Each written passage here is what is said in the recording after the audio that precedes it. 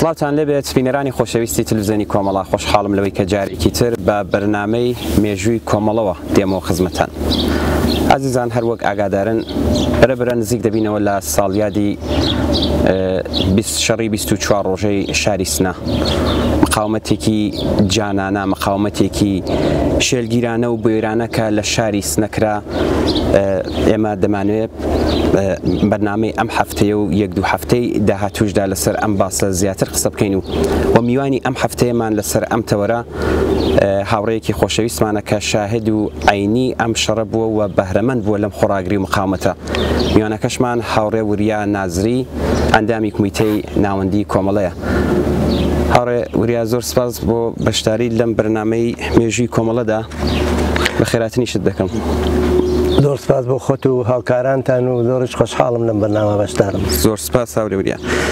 هاوڕێ وریا، بەمە لێرە دەست پێ بکەین پرسیاری ئەوڵم. ئەساسەن ئەم هۆکاری ئەم هێرشەی ڕژیمی کۆماری ئیسلامی بۆ سەر کوردستان بە تایبەت بۆ سەر شاری سنەچی بوو؟ هۆکارەکەیمان بۆ باس بکەین. جمهوری ئیسلامی مەحسوڵی سازشێ بوو کە تەک ئەمریکا و بریتانیا و فەڕەنسا و ئەڵمانی ئەو وەختە ئەڵمانی غەربیان پێوت ئەو چەند کشوێرە ئەمپریالیستیە کرا لە گوادەلۆپ ساقە بوونەوە. پێشگەلەوە ماوەهایە بەلەوە کە ساقە بوونەوە حکوومەتی پەهلەویەشە بچێ بۆ خۆیان توا و ئیمکاناتی ڕەسانەیی و تەبلیغی خۆیان قسە خزمەتی ئەوەی کە ئەم جەمعەیەکی ئیسلامی، مجموعەیەکی خرفت، مجموعەیەکی وشکمەغز، مجموعەیەکی زدی کاریگەر، زدی کۆمونیست بێرن زاڵێکن بەسەر انقلابێکە کە بە تۆر واقعی انقلابێک بوو بە جەوهەر سۆسیالیستی. ئەوانە کە هاتنە سەرکار ئامادەگی پێشیان بوو کە هەموو نیروە شۆڕشوانەکان، هەموو ئینسانە پێشکەوتووەکان، هەموو کەسگەلێکە لە دڵ شۆڕشەکە پەروەردە بوون ئەبوو یا لە بینیان بوون یا بە کولی نابودیان نەکردن، بێدەنگیان کرد. چونکە بۆچی ئەو تەوانیانە لە خۆیانە ئەدەی ئەمپریالیزمی ئەمریکا کە بە دەلیل ئەوە جنبشەکە ئێمە چەپ بوو، انقلابەکەمان چەپ بوو، ناچار بوو ئەوانە پشتیوانی لەوانەکە و ئەرتەشێکە بەڕاستی فرە سێرە یەک ژەنەراڵیان هەنارد ئەو ئەرتەشە عەزیمیانەدا دەست ئەو جەماعەتە مەڵاوە. ئیتر ئیمکاناتی توا ئەرتەشی حکوومەتی پەهلەوی، توا دەمو دەستگای ساواک، توا دەمو دەستگای گەل جاسووسی گەلتر معموڵەن مەوجود لەو سەردەمەشدا یەکێک لە گەورەترین ئەرتەشەکانی ناوچەکەش بوو. بەڵێ ئەویانە تەحویڵی دابوو بە کومەکەوانە لە هەرکوێ دەنگێک بەردەوێتەوە سەرکوتیکەن کە ئەو دەنگە ئەوڵ لە ناو کرێکانی بێکارا بەردە بوو، لە دووە ژنانە بەردە بوو، لە دووە ئەو زەوینگەلە کە لە دەورەی پەهلەویە لە تورکمەن سەحرا لە مردمیان حکوومەتی پەهلەوی و فەرماندە و ژنەراڵ و مەقاماتی ئێداری وشتە لە مردمیان سەن و بزودنەوەیەک دروست بوو کەەوە پسێنەوە وەل خەڵکی عەرەبیش لە کوردستانە کە مەرکەزی نەفتی ئێرانە، نەفت و گازی ئێرانە. ئیتر ئەمە کوردستان لە ناو ئەمانە کە کەفنە بەر هێرشی جمهوری ئیسلامی کوردستان بوو کە توانی مقاومەتکەوە بێسێ بەداخەوە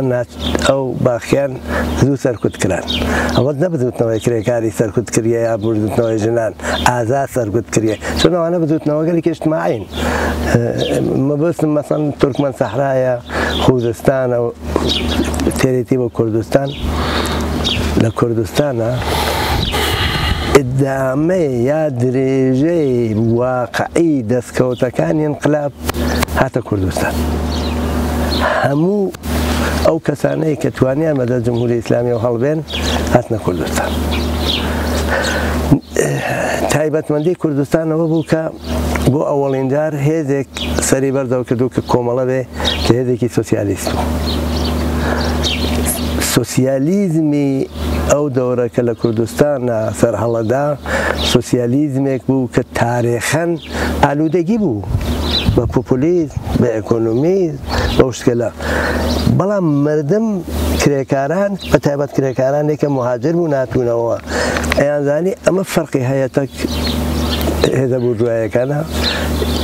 ئیسلامیەکانە جەماعەت دموکرات جەماعەت مەفتیزادە فەرقی هەیە کردیان بە بدوتنەوەیکی سەراسەری کوردستان مەناتەقی کوردنشین و بەهێز ئەم هێزە زۆر قاتع بوو معلوم بوو چون نمایەندەی ئەو ڕۆحیە بوو کە قارەمانانە گەرەکی بە دفاعکە لە دەستاوەرگەر انقلاب شەورا دروست بوو مردم هەموو کەسێ بوو مەساحە دەسەڵات مردمێکە تا لەژێر حکوومەتی پەهلەیە لەژێر دەسەڵاتی پاسەبانێکە لەژێر دەسەڵاتی ئەرتەشیکە هیچ قدرەت و هیچ تاوانێکیان نەبوو یەک داخوان بوو مەساحە دەسەڵات ئیدارەکردن شار ئیدارەکردن دیەکان بێژگەلەوە هەموو مردمی بێزەوین بوون بە ساحە زەوین هەموو ئەو زەوینگەلێکە لە دێهاتە لە زەمان پەهلەوەیە لە وەختی ئیسلاحاتە ردیا دەبینە بە پیتەکان کە دراون بە مالکەکان هێشتا ساحەی بوون شەورای دیەکانەوانیانە لە زۆرێک لە دیەکانە چەندەوە یعنی حکوومەتێکی مردمی واقعی و دموکراسێکی واقعی نەدرۆیە ناو بورژوایی زاڵ بوو لە کوردستانە و نیروە چەپەکان لە ئێرانە مردمی زەحمەتکێش و کرێکاری پێشڕۆ لە ئێرانە متەوەجێ ئەمە بوون کە ئەیانوت هەمە جارە کوردستان میکنێ حکوومەتی موجود بە کومەکی ئەمریکا حتا ئیسرائیل حتا شۆرەوی ئەو وەختە دەبوو ئەم نیروە سەرکوتکەن انقلابی ئێران نتوانێت دوبارە سەر هەڵبداتەوە بۆیە حمڵیان کرد بە کوردستان کە ئەم دەستکەوتگەرە لە بێنەر کاگوریا هەر وەک دوایش باسی ئەومان کرد کە ئەرتەشێکی زۆر گەورە و زلهێز کە ئەو وەختەیە کە لە ناوچەکەدا بەناوبانگ بوو پێم خۆش لێرە باس بکەین کە هەب بۆ خۆشتان کە شایدی عینی بوون مقاومەتێکی جانانە مقاومەتێکی 24 ڕۆژە لە شاریستان مقاومەتێکی شێلگیرانە و بۆیرانەکرا لە بەرامبەریشدا خەڵکیش لە کەمترین ئیمکاناتی چەک و چۆڵ و بەگرە مادیش بەهرەمەند بوون ئەو خەڵکە لە بەرامبەر ئەم ئەرتەشەی کە باسم کرد کە تا سەر ددان مسلح بوو هی ئەو کاتەکە کەوتووە دەست کۆماری ئیسلامیەوە ئەمانە لە چیوە سەرچاوی دەگرت پێم خۆشە پێم بڵێ هەوێنی ئەم خۆراگری مقاومەتیە چی بوو ئەوم باس من لە قسەکان پێشوما لە بیرم چۆوە باسکەم کە بێژگە لە شۆراکان یەکێ لە ئەو ڕێکخراوە زۆر مهمەکان بنکە بوو بنکە هێزێکی چەکدارون کە خزمەتیان نەکرد بە شۆرایش خزمەتیان نەکرد بە حفزی ئەمنیەتی شاریچ بێژگە لە خۆیان ئامادا کرد بوو ئەم هێرشە چون ئەم هێرشە بە تەواوی ئێمە پێشبینیمان کرد بوو نەتەنها بەخاتر تحلیل و قدرەت سیاسی و ئەوانە اطلاعات بوو ئەو دەورە وەک جمهوری ئیسلامی هێشتا نەیتوانێت خۆ سفوفی خۆی پاک کاتەوە لە نیروگەن انقلابیوانە فەردی کۆمەڵە لەناو دڵی ئەمانە بوو کە بەخۆشیەوە هیچ ئەندامی کومیتە مەرکەزیە و لێرەیە هەموو خەبەرەکانی ناردبوو هەموو اطلاعاتەکانی ناردبوو بەنابەرین هێزێک بوو کۆمەڵە هەر پێش ئەوە جمهوری ئیسلامی دا بەمەردێ بەم مردمیە وتبوو کە هێزێک دێتە سەرکار بە پشتیوانی ئەمپریالیستەکان کۆنەپەرستە ضدی ئینسانە ئەم خصوصیاتی هەیە ئازادی کەنین لەسەر لچەکان قەیچیەکە ئازادی و ئەوانەی تر معنی نامێنێ دەست ئەم کۆنەپەرستگەلە کە پرتوکاون بەڕاستی بابەگیان لە ئیطلاعات دیارە بوو هەموو کەسێ بووی لە قۆمە کابرای متعسب ئاوی دەستی کوڕی خومینی ناخواردەوە بۆنەوەی خومینی ئەو وەختە فەلسەفە خوێنێ فەلسەفە خومینی چوو بەلایەوان نایتر بەم بوونەوە ئەم مردمە کە گەلێکیان بوو ئەم ئەم دەستکەوتگەل انقلاب لە دەورەی انقلاب ئازادیانە بەدەستهێنا بوو سەربەرزیانە بەدەستهێنا بوو کەسکەلێک بوون کە ئاگاهیان چووە بان معتەقد بوون کە جەوهەری ئینسانیەکانیان هەرێکە متحققەوێ کەرکیان و دفاعکەن و ڕەهبەرێک بوو کەوتی ئەبێ دفاعکەن ڕەهبەرێک بوو کەوتی من ڕەهبەریە واکەم ئەم ڕەهبەریە و ئەو ئەفکارە و ئەو ڕێکخراوگەلە کە تایبەتەن بنکەکان بێ دەستیاندا بە دەستیەکە بوو بە هەوێنی ئەم ڕۆحیە بەرز و مقاومەتە عەزیمە چونکە ئەرتەشی شاهنشاهیمان ئێمە ئەناسی تەبعاً ئەرتەشێک بوو کە هەر چەندێ بەلەوە 4 ملیارد دلاری ئەو دەورە کە دلار 7 من بوو چەکوچۆڵی ئەمریکایی سندوو جەنابەت وتت لە خاوەرمیانە یا لە نانیکەم لەم منتەقەیەمە بێوێنە بوو چوو لە زۆفارە جنبشێکی سەرکوب کرد جنبشێکی مردمی حکومەتی ئینگلیسی وانە بوو بە ئەبزاری دەستی ئەمپریالیزم لە خەلیجی فارسیچە بەنابەرین ئەم مردمە یانێ ئەگەر کۆمەڵا وەختێکە دانیشت توین منیش تەبعاً لە خزمەت ڕەفیەکان نبووم قسە ئاکریایکە دەبا بە ئەم ئەرتەشە بەم وەزعیەتە و بەم تەرحە و بەم لۆجستیکە و ئەوەی کە دقیق فەرماندەکانیان نەزانەچێ چۆن شارێ محاسرەکەن چۆن مردمێ محاسرەکەن چۆن لە بینیان بەرن وەمانە حتا چۆن ڕێگان بۆ بکەنەوە بعد دەرچن جا لە شوێنە تابیان خەنەکەمین هەموو ئەمانە چونکە ئەسەن بێژگە لە خۆمان من خۆیتم سەربازیم کرد بوو ئەفسەر وەزیفە بووم لە ئەرتەشە وەلێ هەر کەسکەلێکمان وەسەن هێن بوون نظامی بوون ئەرتەشیان وێڵ کردووە هاتوونە ناو سوفی کۆمەڵە هاتوونە ناو ڕەهبەری کۆمەڵە حتا ئەمان زانی ناتوانین لە مانگێ زیاتر مقاومەت بکەین بەڵام ئەمانزانی ناتوانین جووە ئەم نیازەی مردم بدەینەوە بۆ ئێمە مقاومەتکردن مەسئلەیەکی سیاسی گەورە و ئارمانی بوو بەنابەرین مردم ئەوە دلیلی ئەو ڕۆحیە ئەمانە و تەبیعەتەن وەک هەموو شوێنە شاری سنەوە شارێکی گەورە بوو خۆ ناتوانێت بژی هەموو مردمی سنە ئاوا هین بوون طرفداری و مقاومەتە بوون ومانە بەڵام هێزێکی پێشڕەوی چەپی کۆمونیستی تیا بوو کە ئیسەی چارێژن سنەی سنەی سوور ئەوانە ئەو مقاومەتە ئەوە دەیلەکانیە بژگەلەوە دەرکی لە ئەمپریالیزمی ئەمریکا و وەختی خۆی دفاع لە ڤیێتنام و جەنایەت گەلێک ئەمریکا لە ڤیێتنام کردبووی و کودەتا گەلێکە لە ئەمریکای لاتین هەموو دەدوێت تەواعاتی پێشڕەوانی ئەو دەورە بوو حوڕێوریا ئێوە هەروەک کوتیشم ئێوە وەکو شاهیدێکی عینی لەم خۆڕاگری و مقاومەتەی بەهرەمەند بوون من پێم خۆشە پێم بڵێ دەتوانن شانۆی ئەم خۆڕاگریە ئەم وێنانە ینی باسی بکەی بۆ ماوێ ناکەی لەوێدا چ شتێک یا بیرەوەریە کە بتوێ باسی بکەی بۆ بینمان بینە سەبارەت ئەم مقاومەت و خۆڕاگریکە ینی پێم خۆشە زیاتر ئەسڵەن کاری خۆت شتایەکم پێ بڵێ بێژگە لە ئەوەی کە زۆر سازمان یافتە بوو دفاع لە شار یانێ کۆمەڵە وەختەی وتی مقاومەتەکەین ئەو وەختە هێشتا فدایی نەبوو بە دوو بەش ئەکسەریەت و ئەقەلیەت هێشتاوان ئینقلابیەکان تشکیلاتەکان ئەگەڕان وتیان مقاومەتەکەین دموکراتی لەبار نظامیەوە غەڵەتە و فڵانە و ناوێ بیکەین وانە خۆ لەبار نظامی چاواقانەرەوە بوو من تەوزای هەمدا کە مەسەلەکە بۆ ئێمە سیاسی بوو دموکراتی هێشتا ناچار و بەجێ منیش مقاومەتەکەم ناکریا مردم لای مردمە و زیاتر لە جایانەوی بە پەڕۆبۆچۆ بەنابەرین تەقسیمکار کرابوو تواو بنکەکان تەقسیم کراوە نەبانە ئەم سێ هێزە تواو شار لەژێر دەست ئەمانە بوو مقاومەت مشکڵی کە بوو چون دموکرات بووی من مقاومەت ناکەم و مبارزن ئەمە غەڵەتە و ئەمانزانی کە لە شۆنگەلێکە کاوان هەن ئەشکێ هینەکە یەک تیمی زەربەتی قەوی دروست کرابوو فەرماندەکەی کاکشوان بوو کە لە هەر لایەکەوە ئەم نکولیە بەهاتایەتە بەرەو فۆرن حزوری پێیاکرد چون فەرماندەی شەڕیتنە ڕەفیق عەلی گوڵچینی بوو کە مەشهور بە سەلاح ڕەش ئەم دوو فەرماندە گەورە ئەو وەختە فەرماندەییان کرد کاکشوان ئەمە نەخشی بوو زیاتر باشە ئەوانەی کە دیگمە یەکێکە بەڕاستی ئایسش ئێژی تەها لەبەر چاومەوە چونکە ئەرتەش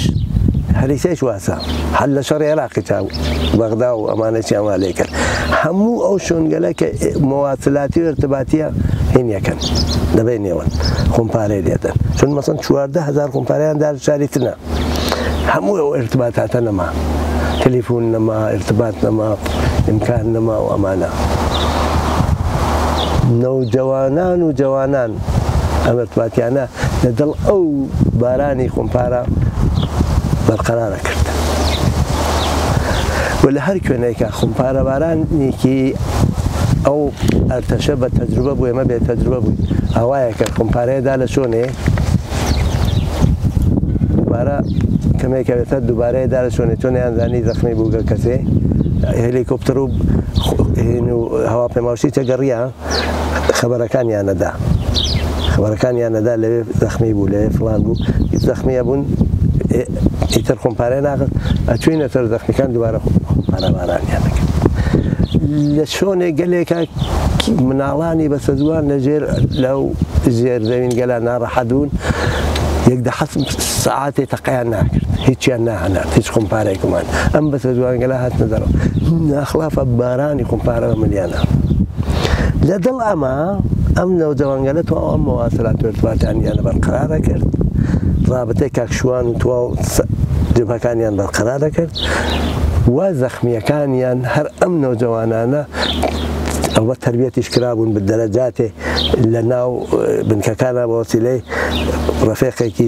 گیانبەخت کرد و شەهینی باوەفا ئەمانە زەخمیەکانیان نەبرد گیانبەخت کردووەکانیان نەبرد کەسکەلێکی داوتەڵە پەیدابوون قارەمان لە شاری سنە لە وەختا بە ماشینی ناکرا بە پیادە سرعت ئەو یعنی ئەمانە چونکە من لە وەختا من مەسئولی بەشی تاقیقاتی کۆمەڵە بووم پێشتر بەڵام لە دەورەی شەڕا من ئەسڵەن ارتباطاتی ئەو بەشان نەماوە بەشە سپێردریا بە عەمەڵەن سپێردریا بە کەسگەلتر من بۆ کومەکی هاوڕێ یەدوڵای بیگلەری خەبەرنگە ئامای ویژەمانەدا دەرەوە کە هەموو سبحێکی زوو سەعات 6 ئامادە ئەبوو وەک زەڕوەرەقیان برد بەنابەرین ئەگەڕیان بە جبهەکانە ئەم خۆم عینی بم بۆ تەنزیمی خەبەرەکە هەم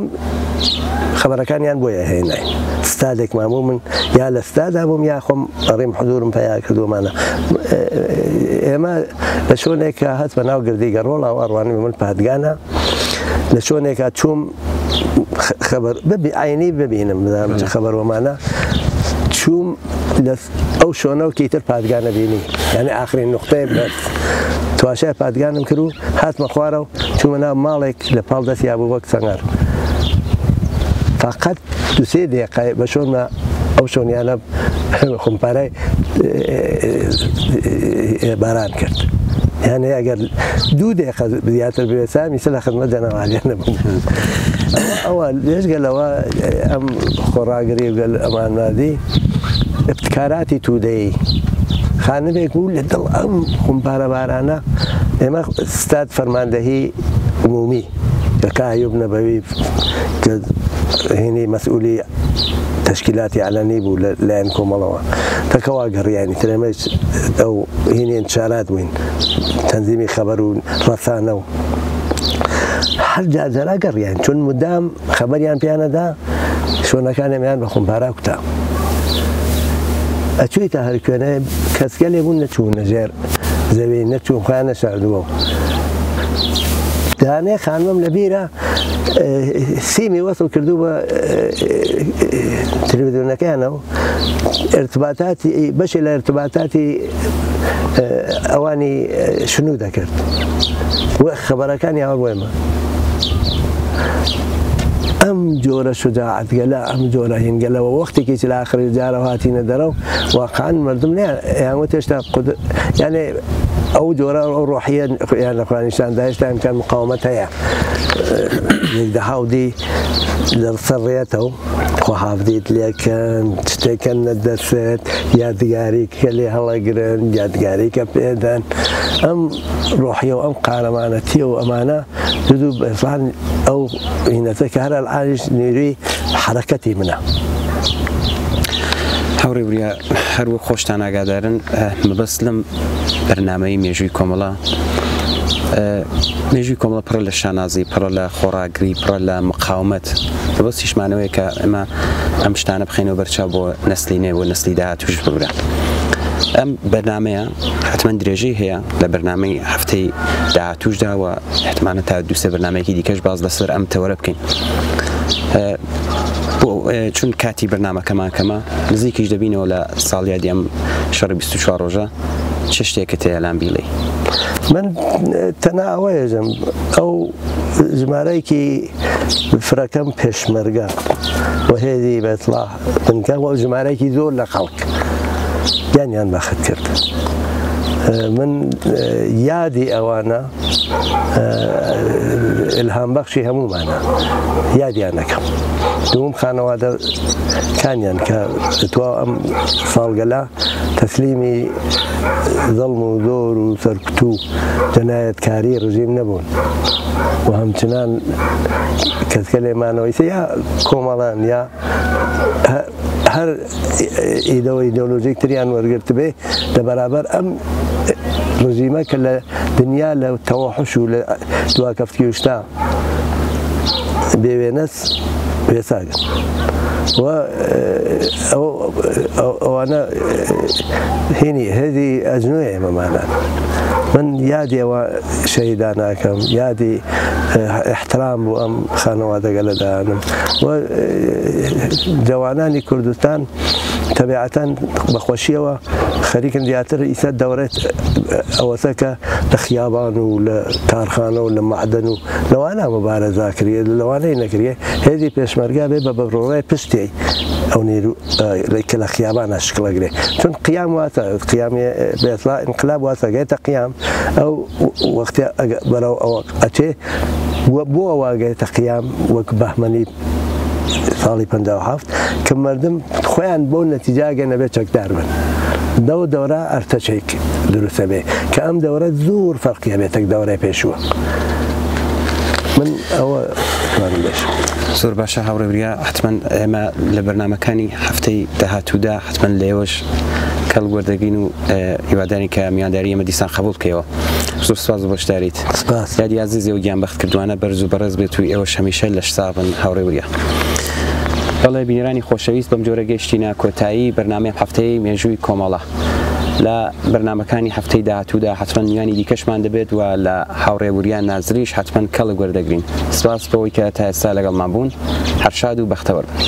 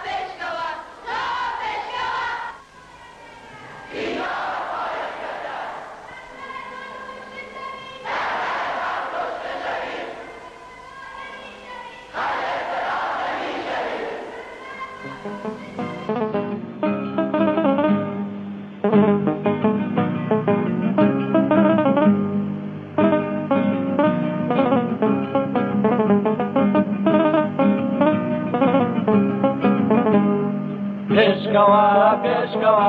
oh Peshkawa, oh Peshkawa. آزاد بۆ پێشاوای کوردی ئازاد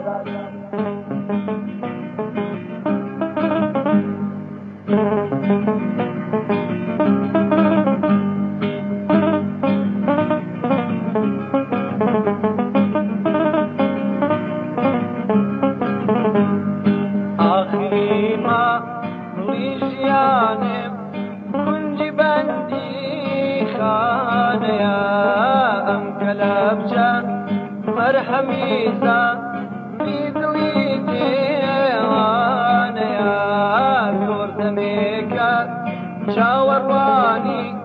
زڕزڕەی زێنجیرەکەم سەیری ئەمزەن جیرەکەن وەک سێوەری شاهانەیە پێشکەوە پێشکەوە